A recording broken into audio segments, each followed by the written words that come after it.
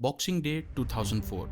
10 साल की Tilly Smith अपनी फैमिली के साथ थाईलैंड के एक बीच माई खाओ पर खेल कूद रही थी जब उसको कुछ अजीब नजर आता है। वेव्स नॉर्मली आ जा नहीं रही थी, बल्कि सिर्फ वापस जा रही थी, यानी पानी पीछे हट रहा था और जमीन ज्यादा नजर आने लगी। और उसने जब समंदर की तरफ दूर तक नजर दौड़ाई तो उसको फौरन आइडिया हो गया कि क्या होने वाला है।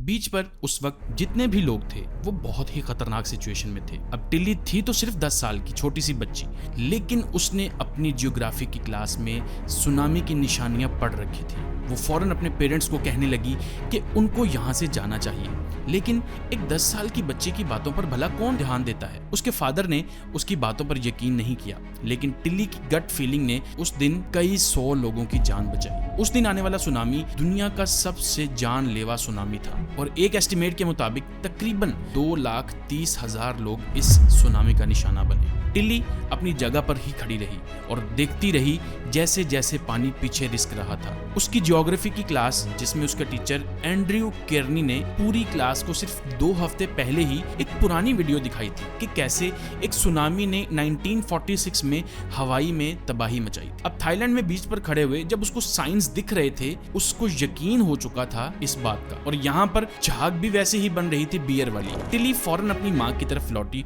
और जोर से चिल्लाने लगी कि सुनामी आने वाला है, लेकिन उसकी माँ ने भी उस पर यकीन ना किया। यहाँ तक कि टिल्ली की बात का उससे कोई रिएक्शन तक ना दिया। लेकिन टिल्ली ऐसे चुप नहीं बैठ सकती थी। वो अपने पेरेंट्स पर जोर जोर से चिल्लाती रही कि वो यहाँ से चले जाएं। वो बार बार कहने लगी, मामा प्लीज यहाँ से वापस चलें। I said there's definitely going to be a tsunami and my mum didn't believe me, she didn't react. And so she just kept on walking and my dad sort of believed me, and Holly, my sister, was getting really scared, so she ran back to the pool. टिल्ली को इतना insist करते देख उसके father को हैरानी होने लगी। वो फौरन लाइफ गार्ड्स और स्टाफ के पास गया और कहा कि गाइज, शायद आपको मेरी बात बहुत अजीब लगे, लेकिन मेरी बेटी को ऐसा लग रहा है कि सुनामी आने वाला है। कुछ देर के बाद बीच को खाली करवा दिया गया और सबको होटल लॉबी में भेज दिया गया। टिल्ली की माँ स्मिथ को बिल्कुल भी समझ नहीं आ रही थी कि उसकी बेटी ने क्या नोटिस कर लिया है, तो ध्यान ना देते हुए वो अकेली बैठी रही यहाँ तक कि सब चले गए। इतनी देर में सब देखते हैं कि एक 9 मीटर की पानी की वेव दूर से उनकी तरफ आती है बहुत तेजी के साथ। ये देखते ही उसकी हालत खराब हो गई। जैसे ही उसने वेव को बीच की तरफ आते नोटिस किया, वो अपने हस्बैंड को जोर जोर से कहने लगी, बच्चों को पकड़ो। उस दिन तकरीबन जो 100 लोग बीच पर थे वो सब JW मैरिट फुके रिजॉर्ट की लॉबी में इकट्ठे हो चुके थे। ये सब देखकर सबने फौरन होटल के 2nd फ्लोर की तरफ भागना शुरू कर दिया, क्योंकि वेव्स होटल से टकरा रही थी। पानी अंदर आ चुका था, हर तरफ पानी ही पानी था। लेकिन बाकी बीचेस के लोगों की उस दिन किस्मत खराब थी। जब काफी देर के बाद माहौल नॉर्मल हुआ तो पता लगा कि सिर्फ मे खाओ बीच वाहिद ऐसी जगह थी जहां कोई जानी नुकसान नहीं हुआ था उस दिन। टिल्ली की बहादुरी की वजह से लोग उसको एंजल ऑफ द बीच कहने लगे, और यही नहीं, उसको चाइल्ड ऑफ द ईयर का टाइटल दिया गया। यहाँ तक कि यूके मेरीन सोसाइटी की तरफ से उसको अवार्ड भी दिया गया। उस बीच पर 100 लोगों की जिंदगी बचाने के लिए उसको थॉमस ग्रे स्पेशल अवार्ड भी दिया गया। लेकिन टिल्ली ने इस सब का क्रेडिट उसकी टीचर एंड्रयू केर्नी को दिया, जिसने टिल्ली को ये सब कुछ सिखाया था। टिल्ली को सुनामी के वार्निंग साइंस का पता था, जिससे हमें ये पता चलता है कि सुनामी कैसे आता है। असल में सुनामी लहरों के मजमूए को कहते हैं, जो पानी में आता है किसी बड़े शिफ्ट से, खास तौर पर जब अर्थक्वेक आता है या वोल्केनो फटता है पानी के नीचे। अगर आप पानी में छोटा सा पत्थर भी फेंकेंगे तो जहां पर स्टोन गिरता है वहां से कुछ वेव्स तो बनती हैं। सुनामी असल में जापानीज वर्ड है जिसका मतलब है हार्बर वेव, यानी जमीन के हिलने से बनने वाली पानी की लहर। अगर आप दूसरी लहरों को देखें तो वो ज्यादातर आपको बीच के बिल्कुल किनारों पर बनती हुई दिखती हैं और वो वहीं पर खत्म हो जाती हैं। लेकिन सुनामी की वेव्स पूरे के पूरे ओशन में मूव कर सकती हैं, टॉप से लेके बॉटम तक। समंदर में सुनामी 800 किलोमीटर पर आवर की स्पीड से मूव करता है, जो बहुत ही तेज स्पीड है। खुले समंदर में ये सिर्फ 1 मीटर या थोड़ा ज्यादा ही ऊंचा होते हैं, जिससे इनका पता भी नहीं लगता। लेकिन जैसे जैसे ये वेव्स किनारे की तरफ जाती हैं, डेप्थ कम होने लगती है और किनारे पर आते आते सारा पानी इकट्ठा होता है, तो ये वेव्स 30 मीटर की ऊंचाई तक भी जा सकती हैं। जब सुनामी जमीन की तरफ बढ़ रहा होता है तो किनारों पर मौजूद पानी को अपनी तरफ खींचता है, जिससे वेव्स और ज्यादा बड़ी होने लगती हैं। यही होता है जब आप तेज हवाओं और लहरों को बीच पर आता देखते हैं। जब वेव्स किनारे पर पहुंचती हैं तो बेसिकली 3 तरह से आप अंदाजा लगा सकते हैं कि ये वेव्स कितनी खतरनाक हैं।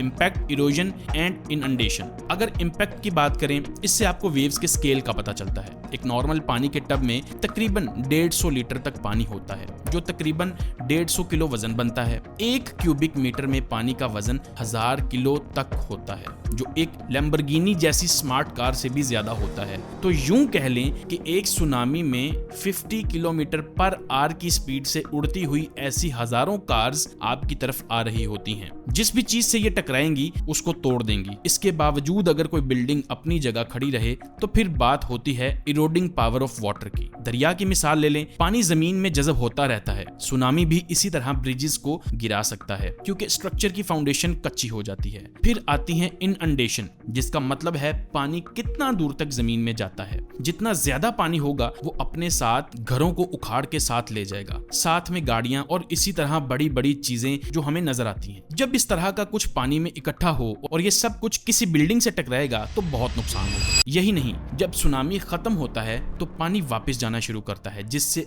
पानी अपने साथ लोगों को और चीजों को अब खींचकर समंदर में ले जाता है। हो सकता है सुनामी के आने पर आप किसी तरह बच जाएं, लेकिन वापस जाती हुई लहरों से बचना एक अलग चैलेंज होगा। उस दिन टिली स्मिथ ने 100 लोगों की जान बचाई थाईलैंड में, लेकिन 2,30,000 लोग अपनी जिंदगी की जंग लड़ रहे थे इंडियन ओशन के साथ। समंदर में आए हुए 9.1 मैग्नीट्यूड अर्थक्वेक से, जो कोस्ट ऑफ सुमात्रा से सुबह के 8 बजे शुरू हुआ। इस अर्थक्वेक की वजह से समंदर की जमीन 40 फुट ऊपर आ गई, जिससे बहुत बड़ी वाटर बॉडी पुश हुई और वेव्स बन गई, जिन्होंने थाईलैंड, इंडिया और श्रीलंका में बहुत तबाही मचाई। यहां तक कि ये वेव्स साउथ अफ्रीका तक जा पहुंची। सिर्फ 8 घंटों में हजारों लोगों की जान जा चुकी थी और अब ये सुनामी इंसानी हिस्ट्री का सबसे जानलेवा सुनामी बन चुका था। अर्थक्वेक के सिर्फ 15 मिनट्स के बाद पैसिफिक सुनामी वार्निंग सेंटर में इसका पता लग चुका था। उसके ठीक 30 मिनट के बाद पहली वेव्स ने इंडोनेशिया में तबाही मचाई, जिसकी कोई वार्निंग तक न दी गई। बैंडा एश का बीच, जो इंडोनेशिया के सबसे बड़े शहर के साथ है, वहां इस सुनामी ने तकरीबन 1,70,000 लोगों की जान ली और रोड्स, ब्रिजेस, बिल्डिंग्स सब कुछ तबाह करके चला गया। उसके ठीक 1 घंटे बाद जब टिल्ली अपने बाप और माँ को चिल्ला चिल्ला कर ये बता रही थी ये थाईलैंड से टकरा चुका था और 5400 लोग जान गंवा चुके थे। फिर 2 घंटे बाद वेव्स श्रीलंका पहुंच चुकी थी और इंडिया के ईस्ट कोस्ट पर भी, जिससे 46,000 लोगों की जान गई। 8 घंटे के बाद वेव्स ने अफ्रीका के ईस्ट कोस्ट को हिट किया और तकरीबन 300 लोगों की जान गई सोमालिया, तंजानिया और कीनिया में। बैंडा एज पर इन वेव्स ने सबसे ज्यादा तबाही मचाई। लोग हर तरह से इन खतरनाक वेव्स का मुकाबला कर रहे थे। उन लोगों में एक लड़की थी नजारिश, जो लम्पुलो की माँ थी। उसने अपने घर के बाहर सुनामी के पानी आते देख शोर मचाना शुरू कर दिया। लोग पागलों की तरह उसके घर के बाहर से भाग रहे थे और जोर जोर से चिल्ला रहे थे कि पानी आ गया, पानी आ गया। सबसे पहले उसने अपने 6 महीने के बच्चे और अपनी माँ को पकड़ा। लहरें पूरी शिद्दत से घर से टकराईं। नजारिश को ऊंची जगह पर होना चाहिए था और ये 2nd फ्लोर की तरफ जाने लगती है। एक हाथ से अपने बच्चे को उठाकर दूसरे हाथ से अपनी माँ का हाथ पकड़ लेती है, लेकिन पानी की लहर बहुत तेज थी और ये लोग पानी में बहने लगे और पास के पुलिस स्टेशन तक बहते गए, जहाँ एक ऑफिसर ने इनको देखा और तीनों को पानी से निकाल लिया। कुछ ही देर में दूसरी वेव भी आ गई, जिससे पानी का लेवल और बढ़ गया। ये लोग पहले ही 2nd फ्लोर पर थे, लेकिन पानी यहाँ पर भी आ चुका था और तेजी से कमरे में पानी बढ़ने लगा। पहले इनके जूते पानी में डूबे, फिर घुटने, और देखते ही देखते इनकी कमर तक पानी में जा चुकी थी और जल्द ही ये लोग डूबने वाले थे। पानी और बढ़ने लगा। इतने में पुलिस ऑफिसर ने ऊपर छत की तरफ जोर जोर से सीलिंग को तोड़ना शुरू कर दिया, लेकिन पानी तेजी से बढ़ रहा था। उसने अपने हाथों से एक छोटा सा सुराख बना तो लिया था, जो इतना चौड़ा हो गया कि उसमें से कोई गुजर सके। इस तरह ये लोग छत पर चढ़ गए। यहाँ से ये लोग देखते हैं कि तेज बहाव में दुनिया की हर एक चीज बहती जा रही है, गाड़ियां, लोग, दरख्त और सब कुछ। दूसरी तरफ अगर टिली को सुनामी के वार्निंग साइंस का ना पता होता तो उस दिन बीच पर मौजूद लोगों को और उसकी फैमिली को वो दिन बहुत मुश्किल होता। अब सुनामी के साइंस की बात करें तो कुछ साइंस हैं जिनका आपको पता होना बहुत जरूरी है, खास तौर पर अगर आप बीच पर जाते हैं। सबसे पहले और सबसे वाजिया साइन जो किसी भी सूरत मिस नहीं हो सकता वो है अर्थक्वेक। खास तौर पर जब एक अर्थक्वेक ज्यादा देर तक रहे और आप बीच पर हों तो समझ जाएं कि सुनामी बन चुका है और कुछ लम्हों की देर के बाद वो बीच पर होगा। इसी तरह समंदर के अंदर इरप्शंस होने से भी सुनामी बन सकता है, जिसमें कोई अर्थक्वेक जैसी निशानी नहीं होती और ये सुनामी खामोशी से किनारे की तरफ बढ़ने लगता है। अगर आप किनारों से पानी को पीछे जाता देखें तो समझ जाएं कि सुनामी आ रहा है। टिली ने फौरन ये चीज नोटिस कर ली थी। जैसे ही सुनामी ने किनारों से पानी खींचना शुरू किया तो पानी पीछे जाने लगा और छोटी छोटी वेव्स की तरह वापस नहीं आ रहा था। ये वो वक्त होता है जब आपको सबको बता देना चाहिए कि जितना जल्दी हो सके ऊंची जमीन पर पहुंचें, और अगर साथ में आपको समंदर से बहुत ही शोर आने लग जाए अचानक तो समझ जाएं कि बहुत बड़ी वेव आपकी तरफ आ रही है। जैसे आपको छोटी वेव्स का साउंड सुनाई देता है वैसे ही बड़ी वेव्स का बहुत ज्यादा शोर होता है, और ऐसी सूरत हाल में आपको फौरन सबको बता देना चाहिए कि वो खुद को सेफ्टी में ले सके। आखिरी साइन थोड़ा सा अजीब है लेकिन ये भी बहुत इंपॉर्टेंट है। पानी में अगर आप किसी तरह का भी चेंज नोटिस करें, जैसे खामोश समंदर में अचानक हलचल होने लगे, ये सबसे बड़ी निशानी है कि अब जितना जल्दी हो ऊंची जमीन पर चले जाएं। टिली को भी किनारों से दूर जाता पानी ही दिखा था। समंदर के किनारे पर सी फोम बन जाना एक नॉर्मल चीज होती है, लेकिन अचानक चेंजेस आ जाना नॉर्मल नहीं होता। अगर इन साइंस में से आप कोई भी देखें तो फौरन अथॉरिटीज को बताना ज्यादा समझदारी का काम होगा। उस वक्त में लाइफ गार्ड्स, लोकल सिक्योरिटी या पुलिस आपकी हेल्प कर सकते हैं, लेकिन अगर सिर्फ शक ही हो और कंफर्म ना हो तो बेहतर है अपने आप को ऊंची जगह पर ले जाएं। अब बॉक्सिंग डे सुनामी को अगर हिस्ट्री का सबसे जानलेवा सुनामी कहा जाए तो ठीक है, लेकिन फिर भी ये सबसे बड़ा सुनामी नहीं था। सबसे बड़ा सुनामी जो इंसानी हिस्ट्री में आया वो था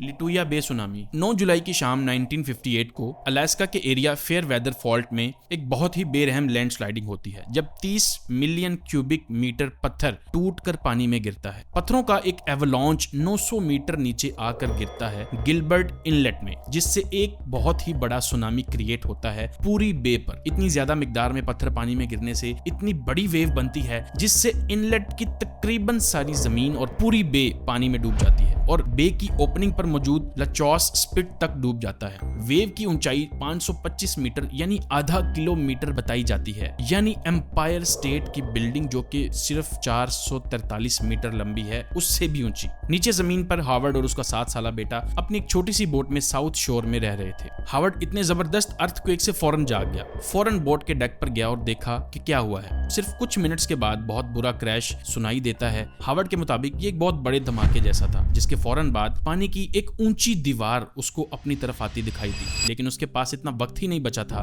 कि बोट को एंकर से हटा सकता। तो उसने जितनी लंबी रस्सी हो सकती थी उतनी दूर तक बोट को चला के ले गया और वो तकरीबन 80 मीटर दूर तक ही जा सका। हावर्ड ने देखा कि 30 मीटर ऊंची पानी की दीवार जो पूरी बे तक फैली हुई है उसकी तरफ आ रही है, और रास्ते में आते हुए एक छोटे से सेनोटा आइलैंड जो उसी बे पर मौजूद था उसको डुबा दिया, और सिर्फ वहां से वेव छोटी हुई। बाकी जगहों से वेव वैसे की वैसी ही उसकी तरफ आती रही। हावर्ड और उसके बेटे ने महसूस किया कि वेव की वजह से ये लोग ऊंचाई में जा रहे हैं, और बोट बहुत बुरी तरह झटके खाने लगी। कुछ ही देर में एंकर की रस्सी भी टूट गई और इनकी बोट अब पानी में बहुत आगे चली गई। फिर वापस आती वेव में फंस गई, लेकिन ये बच गए। वहां से ये देखते रहे कि वेव ने लचौसी बे की एंट्रेंस को पूरी तरह डुबा दिया और पैसिफिक ओशन में बढ़ती गई। कुछ लोगों के मुताबिक ये एक असल सुनामी ही नहीं था, क्योंकि हकीकत में ना तो कोई अर्थक्वेक आया था और ना ही वोल्केनिक इरप्शन हुई थी, बल्कि ये सिर्फ एक छोटी सी लैंडस्लाइड थी। अच्छी बात यह है कि दुनिया की ताकतें इस मामले पर इकट्ठा हुई हैं और उन्होंने सिस्टम्स बनाए हैं जो कि सुनामी को आने से पहले प्रिडिक्ट कर लेते हैं, या अगर आ जाए तो उसको ट्रैक कर सकते हैं, जिससे बहुत वक्त मिल जाता है कि जिंदगियां बच सकें। इसलिए सुनामी के वार्निंग साइंस का पता होना बहुत जरूरी है, और खास तौर पर